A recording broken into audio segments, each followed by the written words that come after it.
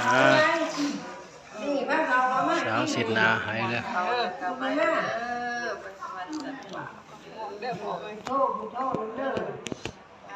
ต้องห่วงยังจะไปสบายแหละ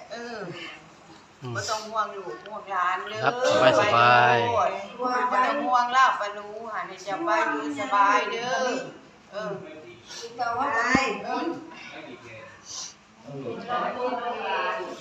ห่วงยังไปขันว่าบ่อยู่บ่ใหญ่น้ำตับน้ำหนองตัวหอดมือหอดเว้นจับเลยจะเป็นเขาปูว่าบ่เป็นว่าบ่ปูว่าลูกเต่ากับจนว่าจะลุงอยู่ในน้ำจะหุ่นขึ้นหอไปตามคุณงามความดีเด้ออ้ายเด้อง่ายบ่ต้องคุยเพิ่นดอกเพิ่นบ่สบายโอ้ยกินได้กินข้าวนี่เพิ่นว่าบ่อยากเพิ่นแน่เมื่อยเพิ่นว่าอ่ะเอาไปเก็บซะลูกอ่ะอิ่มบ่อิ่มแล้วไปนั่นแหละอันนี้อันนั้นแกงพันมาขอมาแล้วนะกระแตง